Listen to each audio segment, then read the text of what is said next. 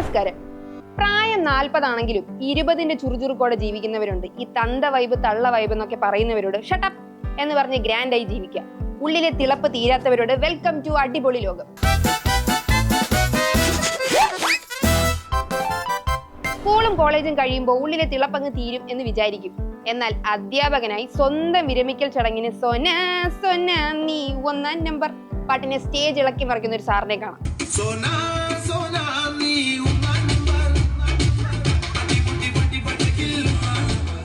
മലപ്പുറത്തെ ഒരു സ്കൂളിലെ ശ്രീധരൻ മാഷാണ്.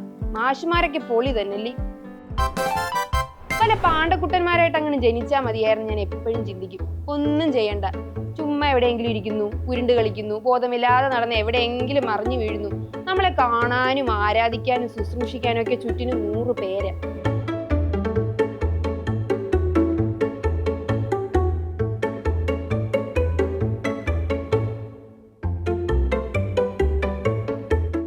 കസേരയിലിരുന്ന് ബാമ്പു കടിച്ചു പറിക്കി നോക്ക്. സീരിയസ് ആയി ഒരു ചായയൊക്കെ കുടിച്ച് റൗണ്ട് ടേബിൾ ഡിസ്കഷൻ നടത്തുന്ന പോലെ. അതൊക്കെയാണ് ജീവിതം.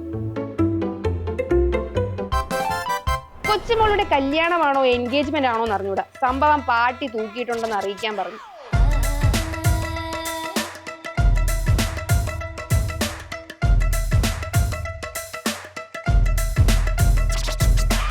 കപ്പിൾസിന്റെ ഒരു കിഡിലെ ഡ്യുവറ്റ് ഡാൻസ് ഉണ്ട് ലാസ്റ്റ്. ഈ പ്രായമൊക്കെ ആകുമ്പോൾ ഇതുപോലെയൊക്കെ ഒന്ന് പറന്ന് നിൽക്കാൻ പറ്റിയാൽ മതിയായിരുന്നു. അത് മാത്രമേ ഉള്ളൂ ഇപ്പൊ എന്റെ ആശ. ഈ ടോയ് കാർസിനോടൊക്കെ എങ്ങനെ നിങ്ങൾക്ക് താല്പര്യമുണ്ടോ? കുഞ്ഞിലെ ഈ ചെറിയ കാറൊക്കെ ഉപയോഗിച്ച്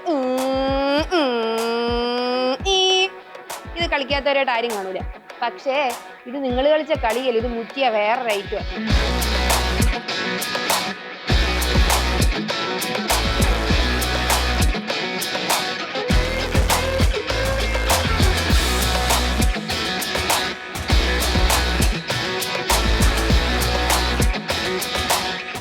ഇതാണ് toy monster truck racing. Original car racing പോലത്തെ ഫീൽ തന്നെയാണ് കണ്ടാൽ. ഇതിന് വിദേശത്ത് ടൂർണമെന്റ്സ് ഒക്കെ ഉണ്ട്. കാർ റേസിംഗ് ഇഷ്ടമുള്ളവർക്ക് ഇതും പെരുത്ത് ഇഷ്ടമാകും. ഇങ്ങനെ ചിരിക്കുന്ന ആളുകളെ കണ്ടിട്ടുണ്ടോ? കളിയാക്കി ചിരിക്കുന്ന ഞാൻ തോന്നുന്നു കണ്ട. ഇടയ്ക്ക് ചിലരെ കാണുമ്പോൾ ഞാനും ഇങ്ങനെയൊക്കെ ചിരിക്കും. ഇനി ഇങ്ങനെ ചിരിക്കുന്ന വേറൊരാളെ കാണിച്ചു തരാം.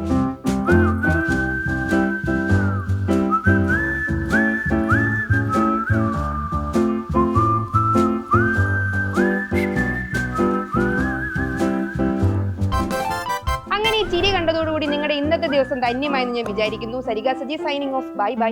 എന്റെ വക ഒരു ചിരി കൂടി ഇരിക്കട്ടെ.